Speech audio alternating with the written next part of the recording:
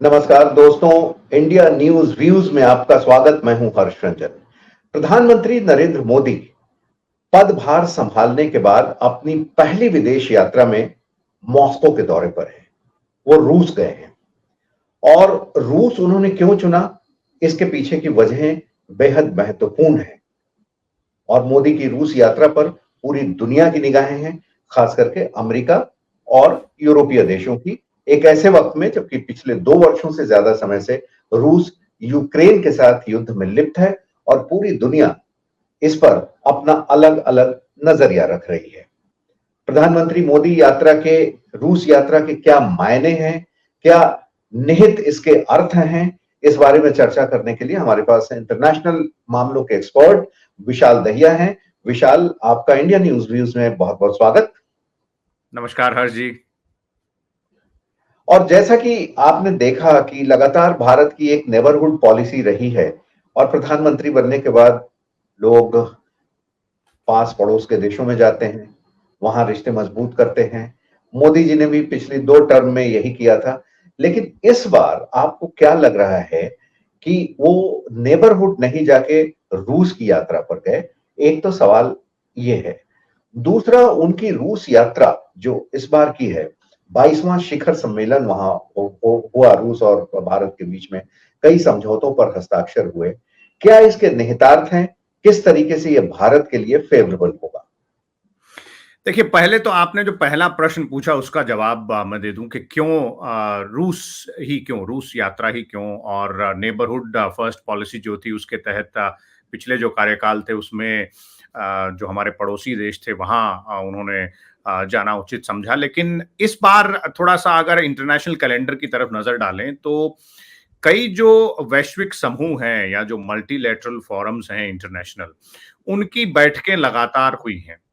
और इसे कोइंसिडेंस कह लिया जाए कि जब प्रधानमंत्री मोदी ने तीसरी बार शपथ ग्रहण की तो उसके कुछ ही दिन बाद G7 की बैठक थी। G7 में एक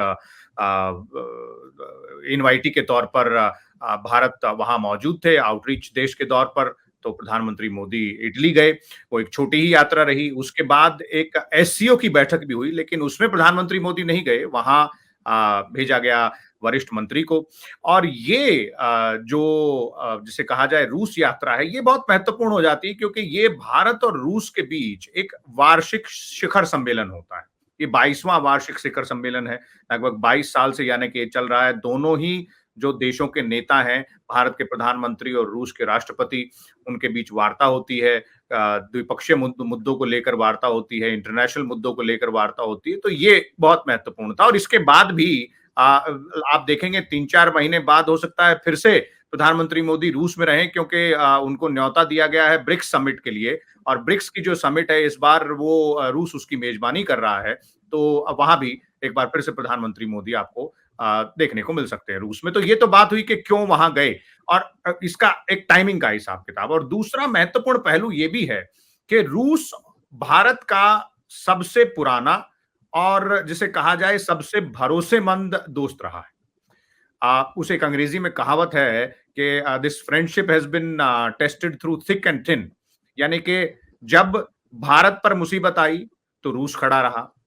1971 का आप युद्ध याद करें, जब बांग्लादेश को आजादी मिली थी और प्रधानमंत्री इंदिरा गांधी थी।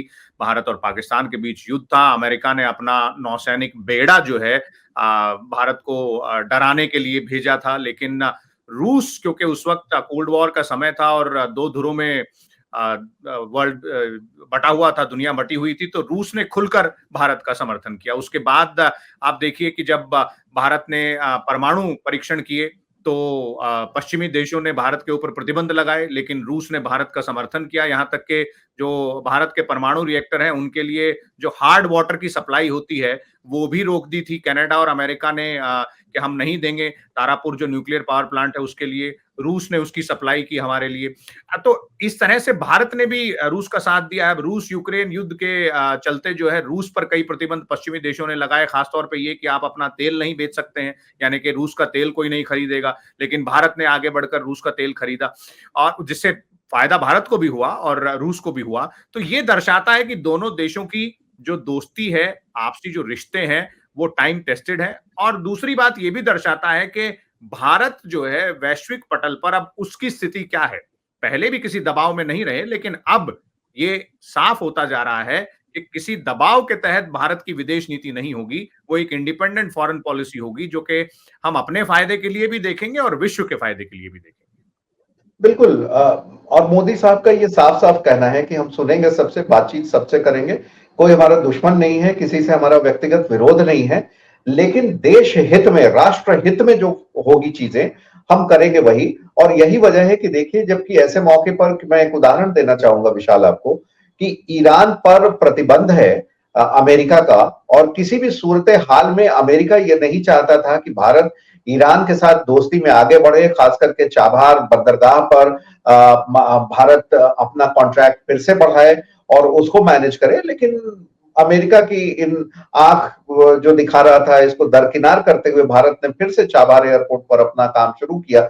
10 साल का नया कॉन्ट्रैक्ट आया। तो आपकी बात बिल्कुल सही है कि भारत अब वैश्विक रिश्तों में, विदेश नीति में पूरी तरीके से इंडिपेंडेंट है। लेकिन आते हैं वापस रूस यात्रा पर मोदी की।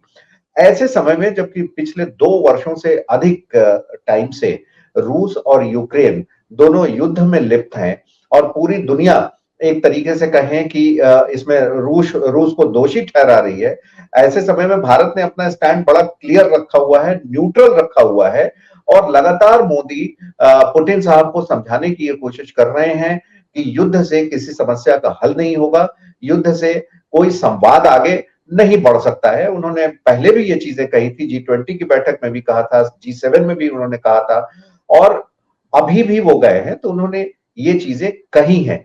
तो आपको क्या लगता है कि क्या प्रधानमंत्री नरेंद्र मोदी एक तरीके से एक बड़े वैश्विक मध्यस्थ की भूमिका में उभरे हैं वैश्विक पटल पर, और रूस और यूक्रेन के युद्ध को समाप्ति की दिशा में अगर हम देखें तो मोदी साहब एक बड़े मील के पत्थर साबित होंगे? अमेरिका ने भी ऐसा माना है।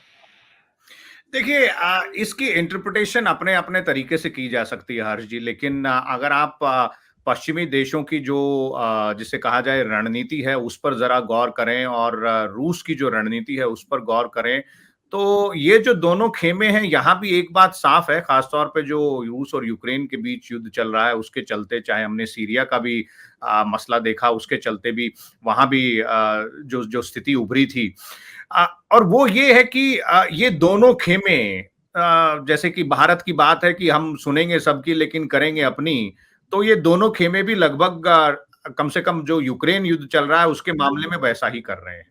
ये सुन सबकी रहे हैं लेकिन कर वही रहे हैं जिससे इनका फायदा हो। यानी कि पश्चिमी देशों का जो ब्लॉक है वो ये नहीं चाहता कि रूस का जो वर्चस्व है वो जितना है उससे आगे बढ़े, तो इसलिए यूक्रेन उसका एक जैसे कहा जाए कुछ आकलन हुआ है कि यूक्रेन उसका एक मोहरा बना हुआ है।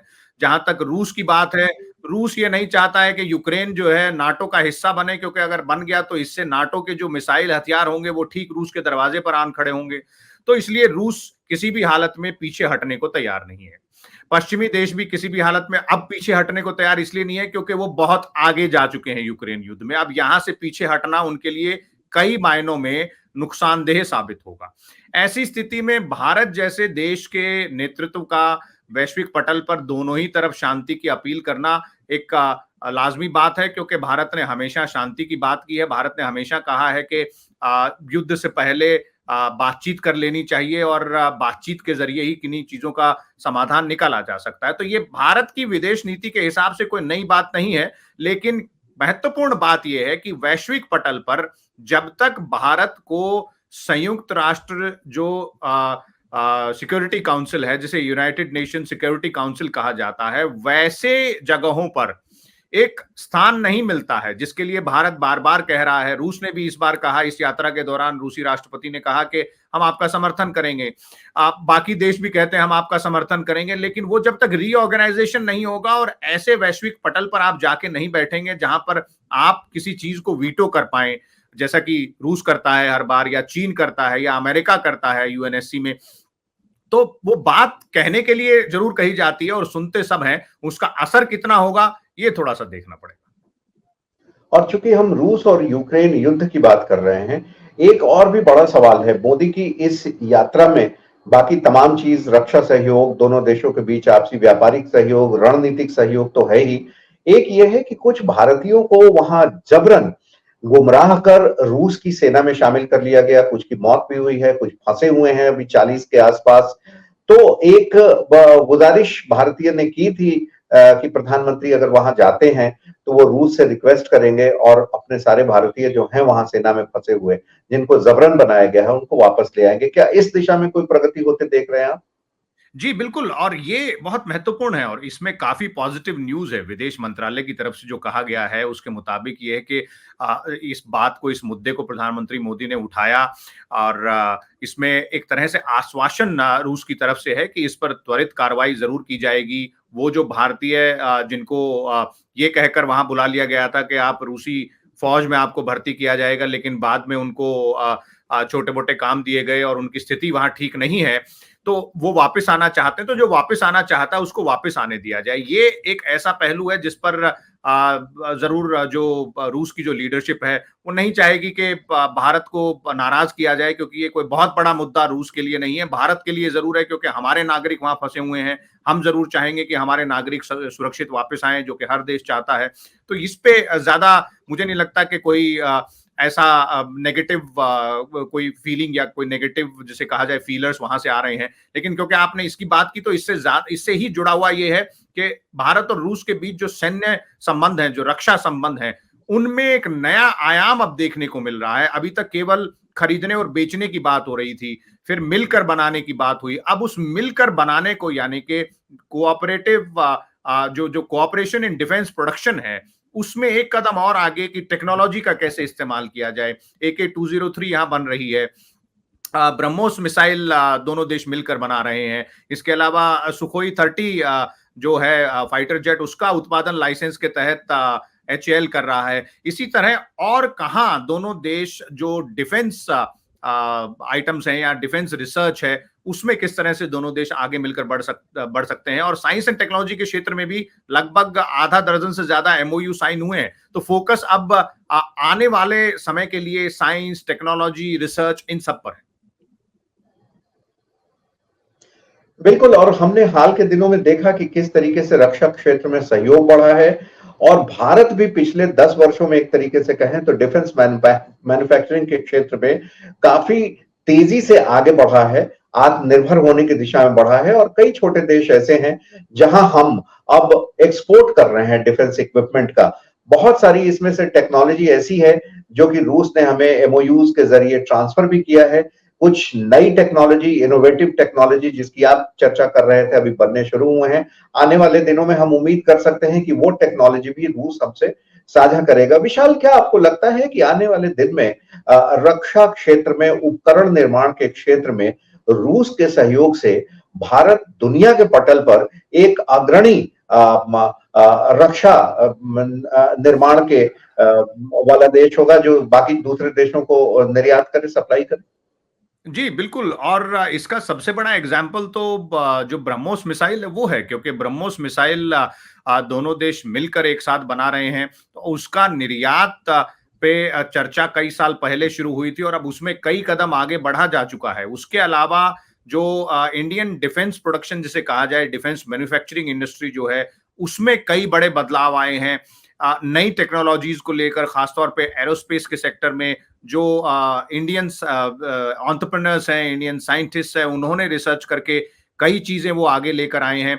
एक डिफेंस मैन्युफैक्चरिंग जिसे कहा जाए, उसका जो लोकल डिफेंस मैन्युफैक्चरिंग, यानी कि इंडिजिनाइज डिफेंस मैन्युफैक्चरिंग जो है, उसमें कई पॉलिसी चेंजेस भी किए गए हैं और उसका फायदा और देखने को मिल रहा है। कई डिफेंस कॉरिडोर सेटअप हुए हैं, कई अलग अलग छोटी छोटी कंपनियां जो थी वो अब बड़े बड़े डिफेंस प्रोडक्शन के जो ऑर्डर हैं वो ले रहे हैं। तो क्या उसमें किस तरह से रूस का सहयोग हो सकता है, उनकी टेक्नोलॉजी को लेकर किस तरह से एक जॉइंट प्रोडक्शन किया जा सकता है, उस पर जिस तरह से मैं कह रहा था कि चर्चा आगे बढ़ चुकी है। अब उसको आगे मूर्त रूप लेने में कितना समय लगेगा, शायद कुछ साल लगे। रूस की क्या साझेदारी रहेगी, उसमें भी बहुत महत्वपूर्ण होगा, लेकिन कदम उस तरफ बढ़ाए जा चुके हैं। मुझे लगता है कि प्रधानमंत्री मोदी की जो रूस यात्रा है और जो 22वां शिखर सम्मेलन दोनों देशों के बीच हुआ, ये इस दिशा में बहुत ही निर्णायक साबित होगा, बहुत ही सार्थक हम कह सकते हैं कि मोदी की ये यात्रा रहने वाली है। जिन जिन पहलुओं पर हमने चर्चा की, आने वाले समय में हम जल्दी ही इसमें प्रगति भी देखेंगे। एक अंतिम सवाल ये है दोनों देशों के बीच ट्रेड से रिलेटेड कि पहले तो 2025 तक योजना थी कि भारत और रूस का जो व्यापार है वो 25 या 30 बिलियन डॉलर का हो जाएगा। लेकिन रूस यूक्रेन युद्ध की वजह से भारत ने बड़े पैमाने पर रूस से तेल का आयात शुरू किया, जिससे दोनों देशों के बीच व्यापार तो 65 बिलियन डॉलर तक पहुंच गया, जिसे आने वाले वर्षों में 100 बिलियन डॉलर तक पहुंचाने की उम्मीद है। लेकिन यह चिंता की बात यह है कि साथ ही भारत का ट्रेड डेफिसिट रूस के साथ बहुत तेजी से बढ़ा है, क्योंकि अभी वर्तमान के 65 बिलियन डॉलर में 5 बिलियन डॉलर ही भारत निर्यात करता है, बाकी 60 बिलियन डॉलर का आयात करता है। इस ट्रेड डेफिसिट को कम करने की दिशा में क्या उपाय सुनिश्चित किए जा सकते हैं आपकी नजर में? देखिए, कई सेक्टर्स ऐसे हैं जहां पर इस तरह की बातचीत पिछले कई सालों में की गई है कि किस तरह से इस ट्रेड डेफिसिट को कम किया जाए, क्योंकि अगर भारत और रूस के व्यापारिक संबंधों को देखें तो रूस भारत का चौथा सबसे बड़ा ट्रेड पार्टनर है। लेकिन ट्रेड डेफिसिट है, जैसा कि आपने कहा। हम जितना रूस को निर्यात करते हैं उसका लगभग और कुछ नहीं तो 12 गुना इस वक्त आयात करते हैं, और उसमें एक बड़ा हिस्सा तेल का है। अब तेल तो भारत के लिए जरूरत भी है, तो वो हिस्सा कम होगा इसकी उम्मीद तो शायद नहीं है। लेकिन और जो ये ट्रेड का पूरा जो जिसे कहा जाए एनवायरनमेंट है, उसमें जो बाकी चीजों की हिस्सेदारी है, बाकी सेक्टर्स की हिस्सेदारी है, उसे कैसे बढ़ाया जा सकता है, उस पर फोकस करने की जरूरत है। और उसी पे इस बार चर्चा भी हुई है, और ये भी तय किया गया है कि ये जो ट्रेड है दोनों देशों के बीच, जो कि अभी 65 बिलियन डॉलर के आसपास है, इसे आने वाले समय में 100 बिलियन डॉलर तक ले जाया जाए, और इसमें कुछ बैलेंस भी किसी तरह से लेके आया जा सके। तो कई सारे सेक्टर्स जिसकी मैं बात कर रहा था, चाहे वो स्पेस सेक्टर हो, क्योंकि खासतौर पे स्पेस सेक्टर बहुत महत्वपूर्ण हो जाता है। स्पेस के सेक्टर में इंडिया ने पिछले कुछ सालों में बहुत प्रगति की है। हमारे यहाँ जो सैटेलाइट्स बन रहे हैं, या फिर हमारे यहाँ जो स्पेस की टेक्नोलॉजी बन रही है, जिस तरह की पॉलिसी बन रही है, तो उसमें किस तरह से रूस के साथ, और रूस तो अपने आप में जो स्पेस सेक्टर कहा जाए तो उसमें एक पायनियर रहा है। आप याद करें तो भारत के पहले अंतरिक्ष यात्री राकेश शर्मा रूस के सोयूज पर चढ़कर ही अंतरिक्ष पहुंचे थे, और भारत का पहला जो उपग्रह था आर्यभट्ट, उसको भी रूस की मदद से ही 1975 में भेजा गया था अंतरिक्ष में। तो यहाँ कोऑपरेशन की नींव बहुत मजबूत है, उसे और आगे कैसे बढ़ाया जा सकता है। और इसी तरह के कई और सेक्टर्स, फार्मास्यूटिकल की बात कर सकते हैं। फार्मा में भारत बहुत ही लीडर है दुनिया में कहा जाए तो वहां कैसे इसको आगे बढ़ाया जा सकता है। तो ये कई सारे सेक्टर्स हैं हर्ष जी, जहां पर फोकस है। अब क्योंकि ये ट्रेड की बात जो है उसमें प्रगति थोड़ा सा स्लो देखने को मिलती है, तो उसके लिए थोड़ा सा इंतजार करना पड़ेगा। बिल्कुल, और एक अच्छे नोट पर इस कार्यक्रम को समाप्त करते हैं, इस चर्चा को, कि आपने स्पेस टेक्नोलॉजी की बात की, और रूस बड़ा होते हुए भी, अग्रणी होते हुए भी चांद पर जाने में भारत से पिछड़ गया है। देखिए, चांद के दक्षिणी ध्रुव पर चंद्रयान 3 हमने बड़ा ही सफलतापूर्वक इसरो ने उतार लिया, लेकिन रूस ने भी एक ऐसा मिशन किया, अनफॉर्चुनेटली वो नहीं हो सका। तो हम कह सकते हैं कि स्पेस के क्षेत्र में भारत अब रूस से आगे भी निकल चुका था, और आने वाले समय में कुछ और नए परीक्षण इसरो कर सकता है। बहरहाल, प्रधानमंत्री नरेंद्र मोदी की रूस यात्रा जो है, तीसरी बार प्रधानमंत्री बनने के बाद जो उन्होंने की है, ये एक बहुत ही सफल यात्रा रही है। दोनों देशों के बीच संबंध पहले से ज्यादा गहरे हुए हैं, आपसी ट्रेड बढ़ा है, रक्षा सहयोग के नए आयाम खुले हैं, और आने वाले दिनों में भारत एक बहुत दुनिया के पटल पर सशक्त रूप से उभरेगा, जिसे आसानी से कोई आंख नहीं दिखा पाएगा। और यह भी निश्चित हो गया है कि भारत अब अपनी जो फॉरेन पॉलिसी है उसमें पूरी तरीके से वो इंडिपेंडेंट काम करेगा, और किसी के दबाव में नहीं आएगा। जो दोस्त है वो आखिरी समय तक दोस्त है, और जिसने भारत पर आंख उठाई, पहले हम तो कुछ नहीं करेंगे, लेकिन जिसने हमें छेड़ा हम उसे छोड़ेंगे भी नहीं।